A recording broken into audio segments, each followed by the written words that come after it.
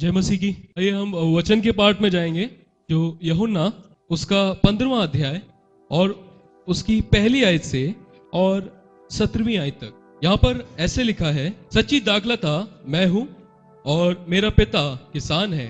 जो डाली मुझ में है और नहीं फलती उसे वह काट डालता है, और जो फलती है उसे वह छांटता है ताकि और फले।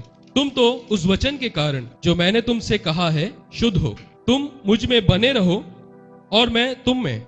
जैसे डाली यदि दाखलता में बनी ना रहे तो अपने आप से नहीं फल सकती, वैसे ही तुम भी यदि मुझ में ना बने रहो तो नहीं फल सकते। मैं दाखलता हूं, तुम डालियां हो। जो मुझ में बना रहता है और मैं उसमें, वह बहुत फलता है, क्योंकि मुझसे अलग होकर तुम कुछ भी नहीं कर सकते। यदि कोई मुझ में बना ना रहे तो वह डाली के समान फेंक दिया जाता और सूख जाता है, और लोग उन्हें बटोर कर आग में झोंक देते हैं और वह जल जाती है। यदि तुम मुझ में बने रहो और मेरा वचन तुम में बना रहे तो जो चाहो मांगो और वह तुम्हारे लिए हो जाएगा। मेरे पिता की महिमा इसी से होती है कि तुम बहुत सा फल लाओ, तभी तुम मेरे चेले ठहरोगे। जैसे पिता ने मुझसे प्रेम रखा वैसे ही मैंने तुमसे प्रेम रखा। मेरे प्रेम में बने रहो। यदि तुम मेरी आज्ञाओं को मानोगे तो मेरे प्रेम में बने रहोगे, जैसे कि मैंने अपने पिता की आज्ञाओं को माना है और उसके प्रेम में बना रहता हूं। मैंने ये बातें तुमसे इसलिए कही हैं कि मेरा आनंद तुम में बना रहे और तुम्हारा आनंद पूरा हो जाए। मेरी आज्ञा यह है कि जैसे मैंने तुमसे प्रेम रखा वैसे ही तुम भी एक दूसरे से प्रेम रखो। इससे बड़ा प्रेम किसी का नहीं कि कोई अपने मित्रों के लिए अपना प्राण दे। जो आज्ञा मैं तुम्हें देता हूं, यदि उसे मानो तो तुम मेरे मित्र हो। अब से मैं तुम्हें दास ना कहूंगा, क्योंकि दास नहीं जानता कि उसका स्वामी क्या करता है, परंतु मैंने तुम्हें मित्र कहा है, क्योंकि मैंने जो बातें अपने पिता से सुनी वह सब तुम्हें बता दी। तुमने मुझे नहीं चुना, परंतु मैंने तुम्हें चुना है और तुम्हें नियुक्त किया कि तुम जाकर फल लाओ और तुम्हारा फल बना रहे, कि तुम मेरे नाम में से जो कुछ भी पिता से मांगो वह तुम्हें दे। इन बातों की आज्ञा मैं तुम्हें इसलिए देता हूं कि तुम एक दूसरे से प्रेम रखो। ये परमेश्वर पिता का वचन है। आइए हम प्रार्थना करते हैं और वचन के लिए। प्यारे पिता, हम धन्यवाद देते हैं प्रभु जी इस सुंदर मौके के लिए, इस सुंदर दिन के लिए। प्यारे पिता, हम आपका धन्यवाद देते हैं प्यारे प्रभु जी। हम प्रार्थना करते हैं तमाम उन लोगों के लिए प्रभु जो आज आपके भवन में है प्यारे पिता। हर एक आत्मा के लिए खुदावन जो यहाँ बैठी है प्यारे प्रभु जी। हम चाहते हैं प्यारे पिता अपने वचन की समझने की ताकत हमें दीजिए प्रभु जी। आपका आत्मा की अगुवाई हमारे साथ हो प्रभु जी, और हर जगह प्रभु जी यहाँ पर प्रभु हम आपके आत्मा को महसूस करने वाले हो सके प्यारे पिता। हम कुछ भी नहीं जानते प्रभु जी, केवल आपका अनुग्रह ही प्रभु हमें सब कुछ सिखाता है प्यारे पिता। हम चाहते हैं प्रभु जी आप हमारी आत्मिक आंखों को खोल दें खुदावन, ताकि हम आपकी आत्मिक बातों को जान सके जो आपने हमारे लिए रखी है प्यारे प्रभु जी। हर एक जन के लिए प्रार्थना करते हैं प्रभु जी, हर एक परेशानी के लिए जो प्रभु यहाँ पर प्रभु हर एक शैतान की चीजें जो अभी भी यहाँ पर हैं खुदावन, हम चाहते हैं प्रभु जी उसे आप तोड़ दीजिए, और खुदावन इस समय हर एक जन केवल और केवल आप पर प्रभु जी मन लगाने वाला हो सके, यीशु के नाम में आमीन। जय मसीह की।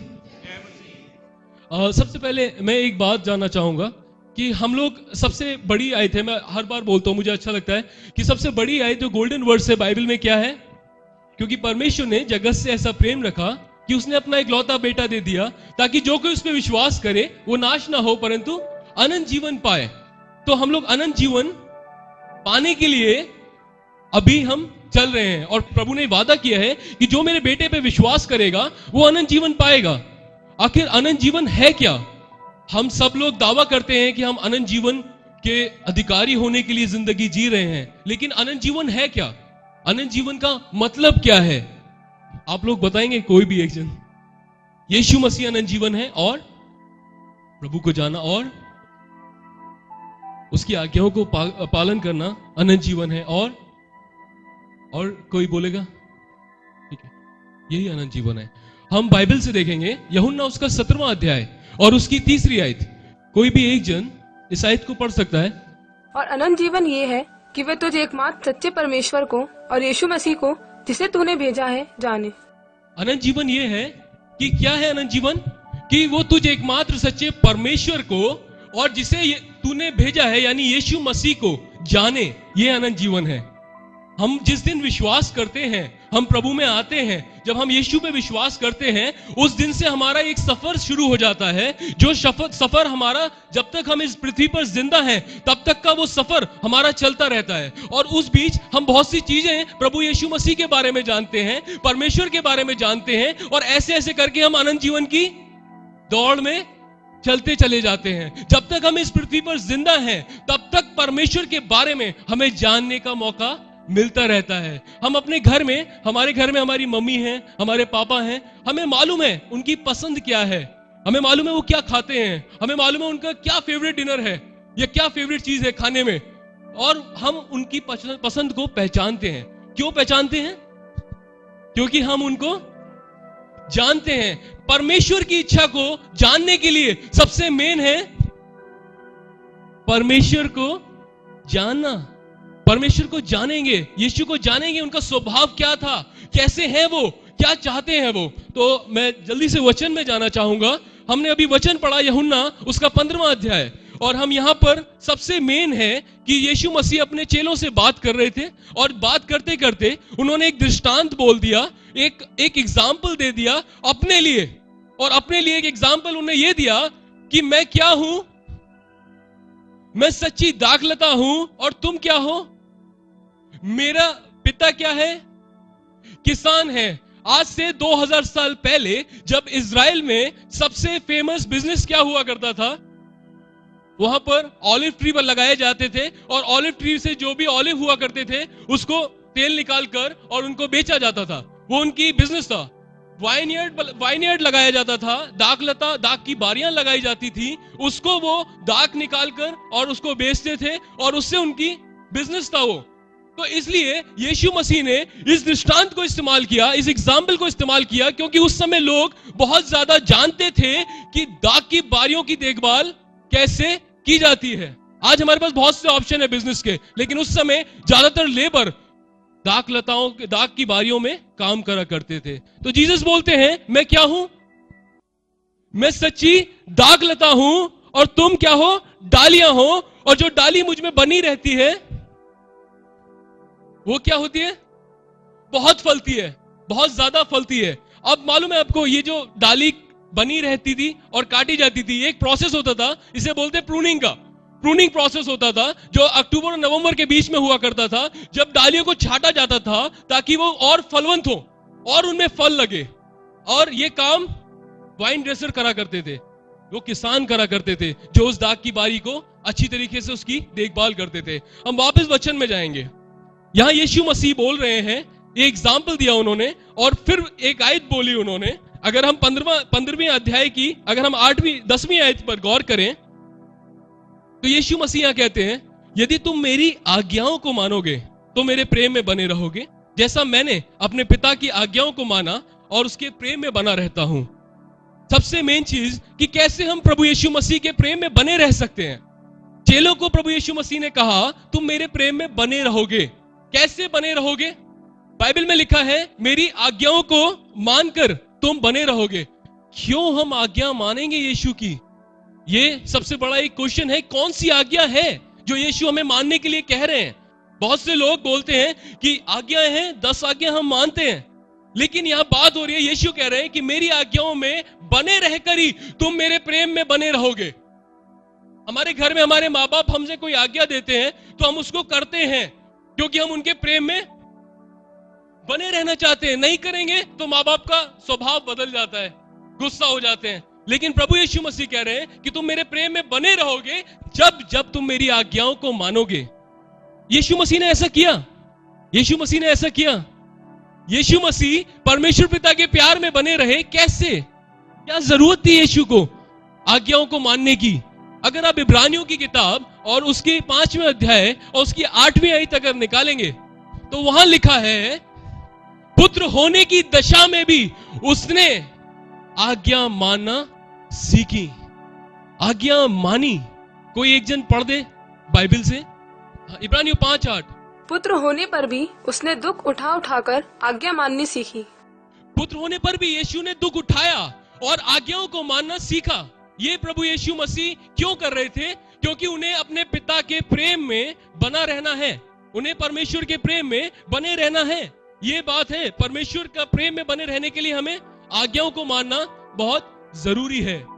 आज्ञा कौन सी है? आज्ञा कौन सी है?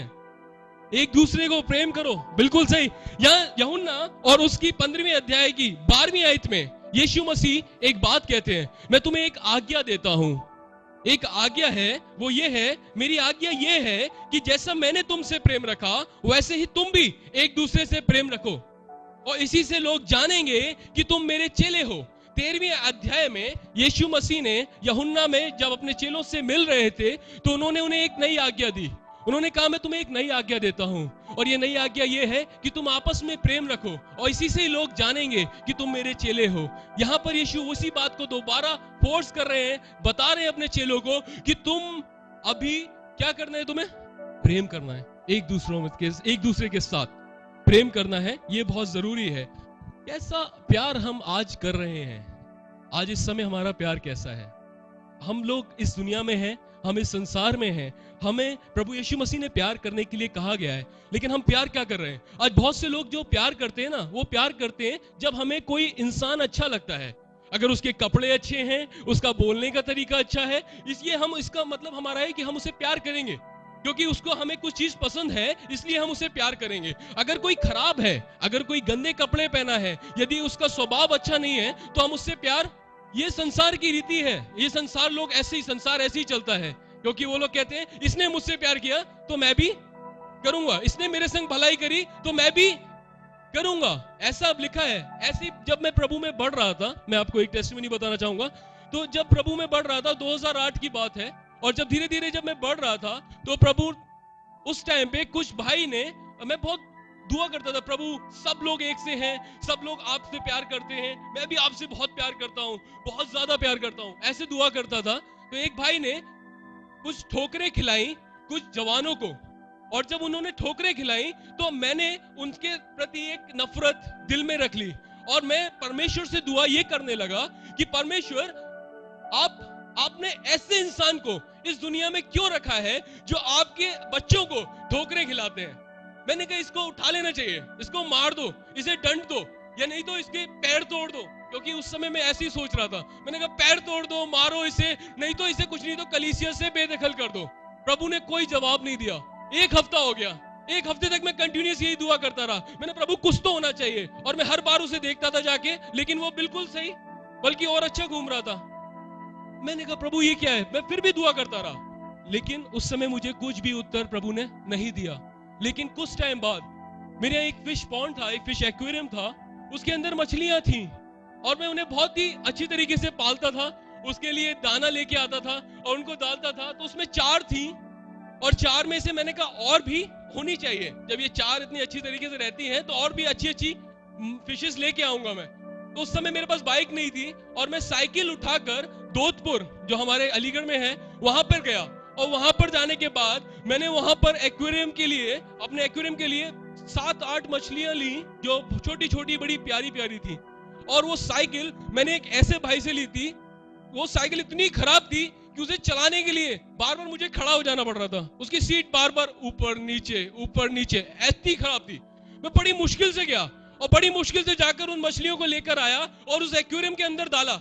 रात को मैं उनके लिए उनको खाना दिया, और खाना डालने के बाद मैं सो गया। मैं सुबह उठा, जब मैं सुबह उठा तो मैंने देखा वो सारी मछलियां मर चुकी थी, सिर्फ एक मछली बची थी, और सब उल्टी हुई पड़ी हुई थी। मैं बड़ा दुखी हुआ, मैंने कहा, बहुत गुस्सा आया, पहले तो गुस्सा आया, फिर रोना आया, फिर मेरे मन में आया मैं इतनी प्यार से गया, इतनी मेहनत से जाकर उन मछलियों को लेकर आया, और इतनी मुश्किल से गया था, और इतने प्यार से मैंने इन्हें दाना दिया, और ये सुबह मर गई। तब प्रभु ने मुझे सिखाया, रॉकी, जिन मछलियों को तू कल रात को लाया था उनके लिए तू इतना दुखी हो रहा है, तो वो बच्चा जिसे मैं जन्म से पाल रहा हूं, जिसके लिए तू दुआ कर रहा है कि उसे तू सजा दे, उसे तू मार दे, इस पृथ्वी से उठा ले, उससे मैं बहुत प्यार करता हूं। तू इन मछलियों के लिए आज रो रहा है, तू इन मछलियों के लिए दुखी हो रहा है जो तूने कल रात को लाया है, मैंने तो उन्हें जिंदगी से पाल रहा हूं। प्यार हमारा ऐसा है, हम ऐसे हैं, बाइबल में लिखा है ऐसा है। लेकिन यीशु का प्यार अलग है, सब में अलग। यीशु का प्यार कैसा है?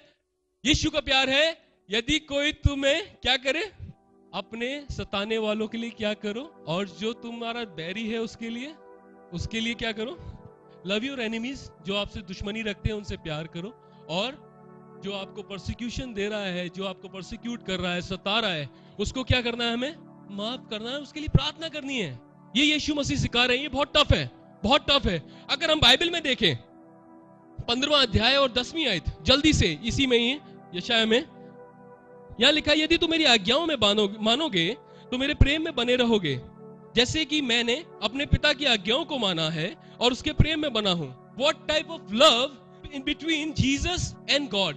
आपको पता है परमेश्वर के बीच में, सुनिएगा, परमेश्वर के बीच में और यीशु के बीच में कैसा प्यार है, किस तरीके का प्यार है ये आपको मैं बताना चाहूंगा। ये एक ऐसा प्यार है जिसे हम बोलते हैं अगापे। कितनों ने सुना है अगापे? सब लोगों ने सुना है?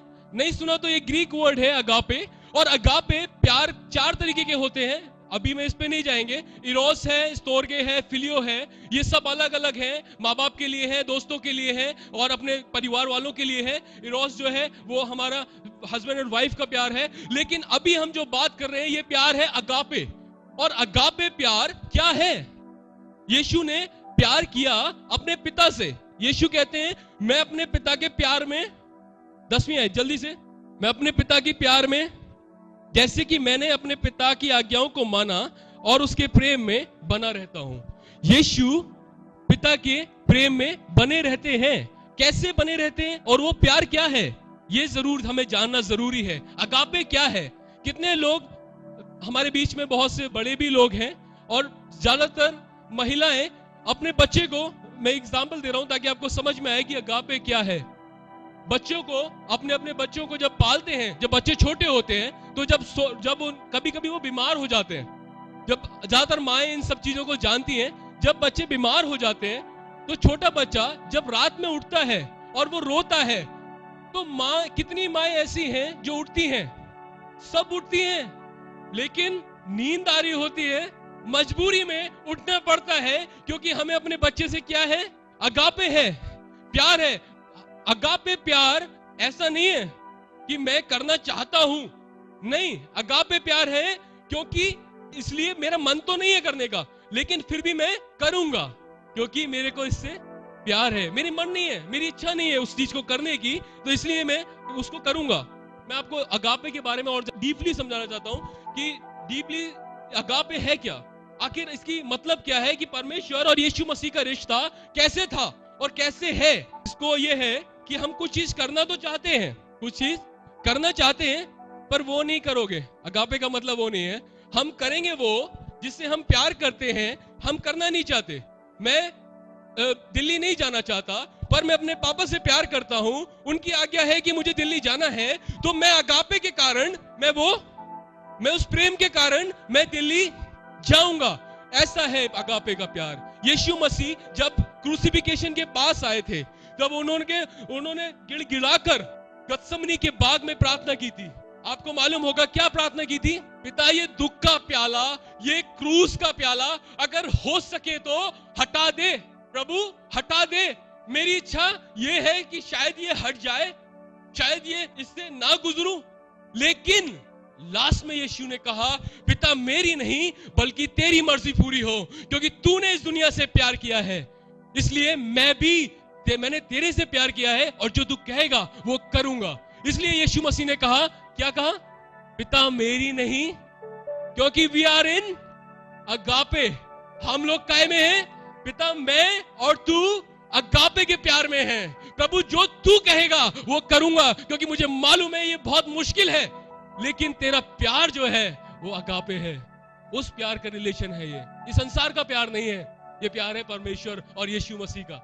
और फिर आगे देखेंगे, अगर आप देखेंगे प्रभु यीशु मसीह को, यूहन्ना उसका 21वें अध्याय में, मैं खोलने के लिए नहीं कहता हूं, आप घर जाके पढ़िएगा, पतरस के लिए। पतरस जब यीशु मसीह क्रूसीफाई हो गए, वो स्वर्ग पर नहीं गए थे, उससे पहले वो जब घूम रहे थे, तो पतरस ने बोला, आओ भाइयों, अंद्रयास, जब्दी का पुत्र याकूब, सारे भाई लोग थे, आओ हम वापस मछलियों को पकड़ने चले, ऐसा बोला पतरस ने। और वो गलील की झील के किनारे चला गया, जिसे तिब्रियास की झील भी बोलते हैं। वहां पर जाकर वो मछली पकड़ने लगा और यीशु मसीह उसके पास आए, और यीशु मसीह पास आकर उसके पास खड़े हो गए। उससे 3 बार पूछा। पूरी बाइबल में ऐसा घटना सिर्फ एक बार ही मिलती है।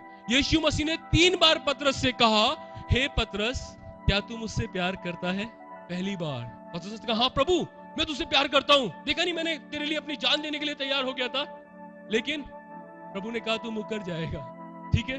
दूसरी बार, पतरस, क्या तू मुझसे प्यार करता है? जा मेरी भेड़ों की रखवाली कर। तीसरी बार, क्या पतरस तू मुझसे प्यार करता है? जा मेरे मेमनों को चरा। इस बात पर बाइबल में लिखा है, पतरस उदास हो गया मन में कि प्रभु तू जानता है मैं तुझसे प्यार करता हूं।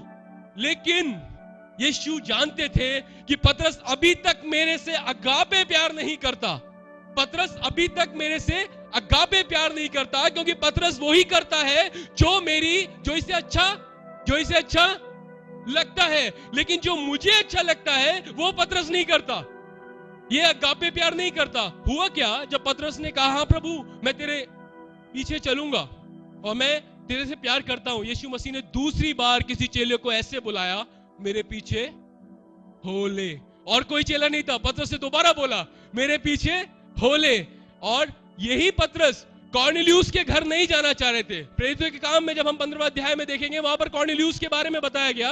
और कॉर्नेलियुस को, जब कॉर्नेलियुस एक अन्य जातियों में से था, पतरस नहीं जाना चाह रहे थे। लेकिन क्योंकि प्रभु कॉर्नेलियुस से प्यार करते थे, प्रभु यीशु मसीह कॉर्नेलियुस के घराने से प्यार करते थे, प्रभु यीशु मसीह कॉर्नेलियुस से प्यार करते थे, इसलिए परमेश्वर ने उस अन्य जाति के जन के पास पतरस को भेजा। पतरस न जाते हुए भी, ये क्या था मालूम है आपको?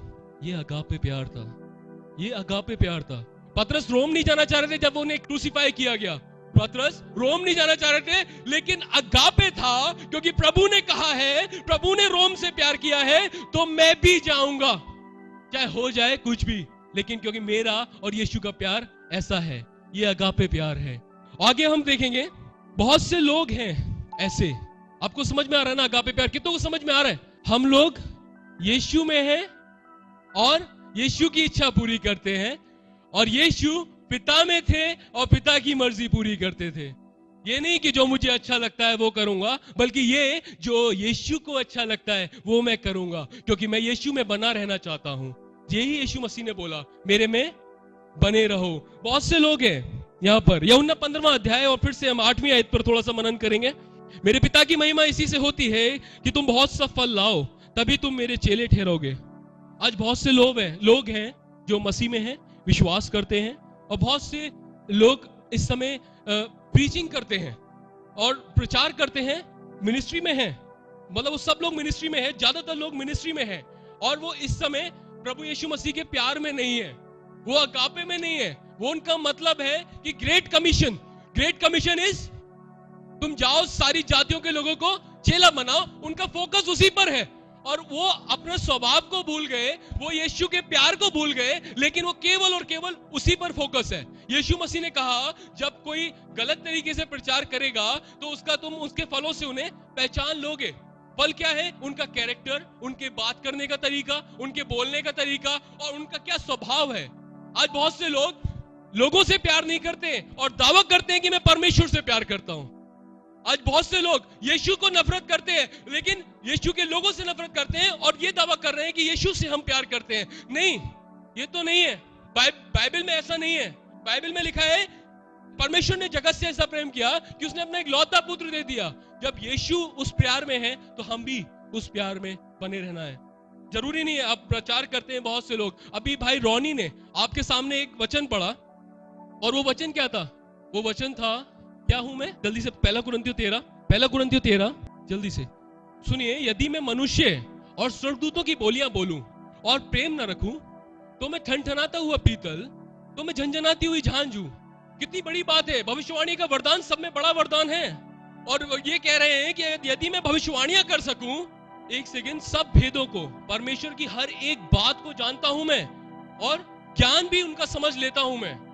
मुझे पूरा विश्वास है, यीशु ने कहा कि तुम्हारा विश्वास राई के दाने के बराबर हो तो पहाड़ से कहो हट जाए, और तुम्हारा पूरा विश्वास हो यदि मैं पहाड़ों को भी हटा सकूं, अगर मैं प्रेम ना रखूं तो मैं कुछ भी नहीं।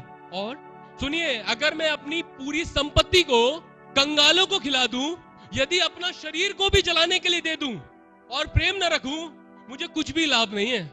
आपको मालूम है, पौलुस ने एक एग्जाम्पल दिया है यहाँ पर, ठनठनाता हुआ पीतल, और क्या है मतलब, क्या कहना चाह रहे हैं पौलुस। मैंने सोचा, मैंने प्रभु ये पौलुस क्या बोल रहे हैं, मैं इस बात पर मनन कर रहा। मैंने कहा प्रभु ये एग्जाम्पल दे सकते थे कि मैं एक बहुत बेकार सी बिल्डिंग हूं, मैं एक बहुत बेकार सी मान लीजिए रोड हूं, या मैं एक बहुत बेकार सी मीनार हूं, मैं बेकार सी दाखलता हूं, ऐसे भी बोल सकते थे। पर पौलुस ने ये क्यों कहा कि मैं ठनठनाता हुआ पीतल और झनझनाती हुई झांझ हूं। इनसे कंपैरिजन क्यों किया?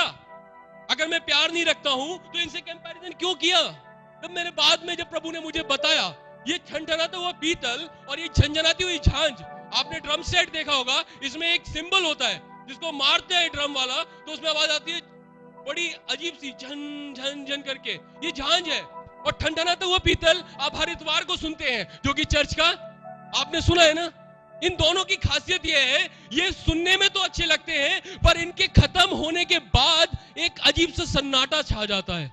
There are emptiness in their sound, lots of emptiness, मतलब खालीपन। आपने सुना है कभी? झांझ को सुना होगा, घंटे को सुना होगा, उसके बाद उनमें खालीपन आ जाता है, बिल्कुल सूना सन्नाटा सा, एक अजीब सी आवाज।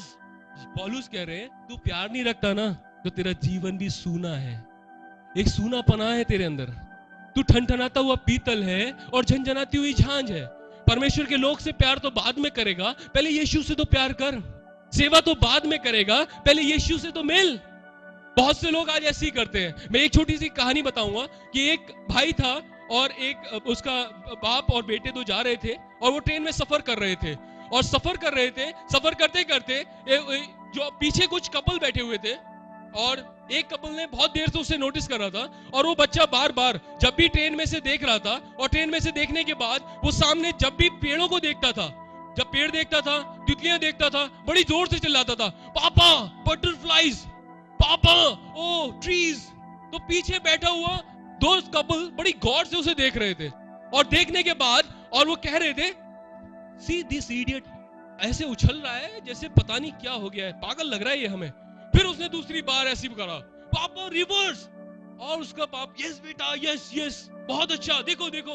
और कपल फिर नहीं माना, उन्हें फिर बोला। जब उनसे सहा नहीं गया, उठ के गया, उसने कहा ब्रदर मैं आपसे एक बात कहना चाहता हूं, आपके लड़के को कुछ प्रॉब्लम है, इसको दिखाइए ले जाके हॉस्पिटल में, ही इज नॉट वेल। वो हर बात पर रिएक्ट ऐसे कर रहा है, बड़ी अजीब सी बात है, और मुझे तो ऐसा लगता है ये पागल है।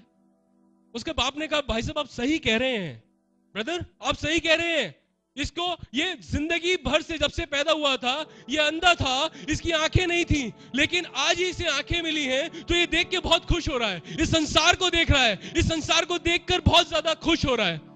हम बहुत से लोग हैं जो आज वैसे ही जज करते हैं लोगों को, जबकि हमें नहीं मालूम कि उनका जीवन कितना गहराई में है, उनके जीवन में क्या दुख है, उनके जीवन में क्या तकलीफ है, उनका संबंध परमेश्वर से कैसा है। हम ये सोचते हैं कि अरे पागल है ये, बेवकूफ है, उसकी कमियों को टटोलते हैं, जबकि ये जीसस ने कहा दोष मत लगाओ क्योंकि तुम पर भी दोष ना लगाया जाए। हमें छोटी छोटी कमियों को ढूंढकर इतना बड़ा पहाड़ बना देते हैं कि हम जब बातें करने बैठते हैं तो वो एक गॉसिप का कारण हो जाता है। That was the only reason जब हम बात करते हैं, और ये सबसे ज्यादा खतरनाक है परमेश्वर के प्रति, क्योंकि परमेश्वर ने तो जगत से ऐसा प्यार किया कि उसने यीशु को दे दिया, क्योंकि यीशु ने परमेश्वर से प्यार किया तो उसने जगत के लिए अपने आप को दे दिया। और वो हमसे भी यही कहता है कि जगत से मैं इतना प्यार करता हूं, मेरा पिता इतना प्यार करता है, तो तुम भी करो। और कैसे करो? मतलब वाला कैसे करो? अगापे करो, अगापे करो। ठीक है, एक बार फिर से, जब हम यीशु की आज्ञाओं में बने रहते हैं तो होता क्या है, ये हम जल्दी से इसका अगर हम निकालें बाइबल में, गलातियों 5:14 बाइबल बताती है जो परमेश्वर की आज्ञाओं में बने रहते हैं ना, जो उसकी आज्ञाओं को मानते हैं, यीशु की आज्ञाओं को मानते हैं, और वो आज्ञा कौन सी है? हाँ बताइए जल्दी से। सारी व्यवस्था, पूरी व्यवस्था, पूरी बाइबल जी इस एक ही बात में पूरी हो जाती है, तू अपने पड़ोसी से अपने समान प्रेम रख, हम क्या व्यवस्था पूरी होती है? जल्दी से, किस आयत में व्यवस्था पूरी होती है कि हम अपने पड़ोसी से अपने समान प्रेम रखें? ये एक आयत बात को पूरा कर देती है। मैं आपको बताऊं, मदर टेरेसा जब यहाँ हिंदुस्तान में आई तो उनसे जब पूछा गया कि मदर आप कैसे इतना काम कर लेती हैं, कैसे आप लोगों की इतनी मदद कर लेती हैं, कैसे आप लोगों से प्यार कर लेती हैं, ये कोढ़ी है, ये बीमार है, इनसे कौन प्यार करेगा, आप कैसे कर लेती हैं, कैसे करती हैं आप बताएंगे मुझे? तो उन्होंने बोला, I am the small pencil into the hand of writing God, who's writing a love letter to this world. मैं एक छोटी सी पेंसिल हूं जो जीवते खुदा के हाथ में हूं, जो लव लेटर लिख रहा है इस संसार के लिए। क्या लिख रहा है? मैं वो पेंसिल हूं कि मेरे द्वारा परमेश्वर प्रेम का प्रचार, प्रेम को इस दुनिया में भेज रहा है। वो इसलिए करती थी ये सब, वो अगापे में थी, परमेश्वर के प्यार में। आज हम भी ऐसा कर सकते हैं, प्रभु मुझे वो पेंसिल बना दे जिससे तू इस दुनिया को अपना लव लेटर भेज रहा है। ये नहीं कि प्रभु रबड़ बना दे, ये नहीं कि कटर बना दे कि मैं काटने के काम आ जाऊं लोगों की कमियों को देख देख कर, है ना। हम बाहर के लोगों से प्यार करने का दावा करते हैं, हमारी कलीसिया में ही फूट में होते हैं। वी आर कटर्स, शार्पनर्स, है ना हम। लेकिन हम क्या होना चाहिए? हमें पेंसिल होना चाहिए। मैं कंक्लूजन पे जाऊंगा जल्दी से और खत्म करूंगा। ये बहुत डिफिकल्ट है कि अपने शत्रुओं से प्यार करना और अपने बैरियों के लिए क्या करना? प्रार्थना करना। बहुत ही ज्यादा मुश्किल है। ऐसा नहीं है, बहुत मुश्किल है, क्योंकि लेकिन यीशु ने ये आज्ञा दी है तो हमें उसे करना है। हमारे घर में बहुत से लोग हैं, आपने देखा हमारे घर में कितने लोग होते हैं जिनसे हम प्यार नहीं करते। हमारे पड़ोस में बहुत से लोग होते हैं जिनसे हम नहीं प्यार करते, लेकिन यीशु ने उनसे प्यार किया है, तो आपको भी प्यार करना है। ना चाहते हुए भी माँ बच्चे के लिए रात को उठना नहीं चाहती, लेकिन ना चाहते हुए भी उठना पड़ता है। तो हमें ना चाहते हुए भी, क्योंकि यीशु ने आज्ञा दी है, सबसे बड़ी आज्ञा है कि प्यार करना है, किसी में दोष नहीं लगाना है, तो हम क्या करेंगे? प्यार करेंगे। पड़ोसी से हो सकता है लोग नफरत करते हैं उससे, लेकिन हमें प्यार करना है क्योंकि जीसस ने बोला है, ठीक है। और दूसरा, ये बहुत जरूरी है, अगर आप यीशु की आज्ञाओं को मानेंगे ना, आप कुछ भी कर जाएंगे। उसके प्यार में अगर बने रहेंगे, आप कुछ भी कर जाएंगे। आज बहुत से लोग, मैं फिर से बताना चाहूंगा, बहुत से लोग बहुत सी समस्याओं का सामना कर रहे हैं। बहुत से लोग सोचते हैं कि मैं गलत जगह हूं, बहुत से लोग सोचते हैं कि मैं बहुत गलत जगह रखा हुआ, मुझे तो अमेरिका में होना चाहिए था, और जो अमेरिका में वो सोचते हैं मुझे कहीं और होना चाहिए था, और जो और कहीं है वो सोचते हैं कहीं और होना चाहिए था। यहाँ बहुत परेशानियां हैं, बहुत, प्रभु कहाँ रख दिया? मैं तो आपसे प्यार करता हूँ, मैं तो आपसे डेली प्रार्थना करता हूँ, आपसे जी जान से लिपटा रहता हूँ, लेकिन आपने रखा क्यों? क्यों अलीगढ़ में रखा? क्यों चर्च ऑफ वाशिंगटन में रखा? ये क्वेश्चन है हमारा परमेश्वर से। कभी कभी हम लोग करते हैं ना, प्रभु मेरे साथ ही क्यों? लेकिन मैं आपको बताऊं, यही क्वेश्चन परमेश्वर के लिए, क्योंकि परमेश्वर, आपके घर में कोई एक जन हो सकता है, दो जन हो सकते हैं जिनको बचाने के लिए आपको वहां रखे हुए हैं। आज इस अलीगढ़ में बहुत से लोग हैं जो मर रहे हैं, यीशु ने उन्हें बचाने के लिए आपको यहाँ रखा है। आज बहुत से लोग अमेरिका में हैं, उनको, वहां के लोगों को बचाने के लिए प्रभु ने वहां रखा है, क्योंकि वो परमेश्वर से प्यार करते हैं और परमेश्वर इस दुनिया से प्यार करते हैं, परमेश्वर अलीगढ़ से प्यार करते हैं, इसलिए आपको यहां रखा है। अगर आप यूसुफ की कहानी देखेंगे तो पुराने नियम में यूसुफ, जिनको उसके भाइयों ने बेच दिया, बड़ा ही समस्या वाली बात, खुदा का जन, खुदा की बातों को मानता था, परमेश्वर की आज्ञाओं को मानता था, और मिस्रियों के हाथ भेज दिया, इस्माइलियों के हाथ भेज दिया, मिस्र पहुंच गया, मिस्र में इतनी जबरदस्त जेल में डाल दिया। प्रभु ने वादा किया, मैं तुझे ये दिखाऊंगा, वो बनाऊंगा, और लोगों ने उसे जेल में डाल दिया। फिरौन ने जेल में डलवा दिया, जेल में था, उसके पास क्वेश्चन नहीं होगा, प्रभु इतना ईमानदारी से चल रहा हूं, मैंने कुछ नहीं किया, मैंने कुछ भी नहीं किया, मैं तो ईमानदारी से चल रहा था, लोगों ने मुझे पकड़ लिया, मेरे भाइयों ने मुझे बेच दिया और मिस्र में आ गया, यहां पर भी जेल में डाल दिया। ऐसा क्वेश्चन आता है ना सबके सामने, क्या है ये? कहां पर आ गया मैं? प्रभु क्यों ऐसा कर रहे हो आप मेरे साथ? लेकिन हुआ क्या पता है आपको? परमेश्वर मिस्र से प्यार करते थे, यूसुफ के द्वारा परमेश्वर ने क्यों यूसुफ को वहां रखा?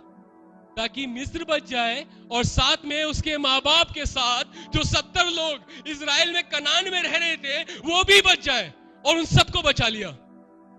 ये परमेश्वर प्यार करते थे, इसलिए उसे यूसुफ को यहाँ रखा।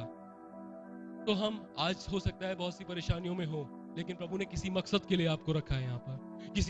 परमेश्वर आपसे प्यार करते हैं, आपके परिवार से प्यार करते हैं, आपके लोगों से प्यार करते हैं, आपके पड़ोसी से प्यार करते हैं, और आपके हर एक जन से प्यार करते हैं। हो सकता है वो नहीं जानता हो यीशु के बारे में, उससे भी प्यार करते हैं, इसीलिए आपको परमेश्वर ने यहाँ रखा है।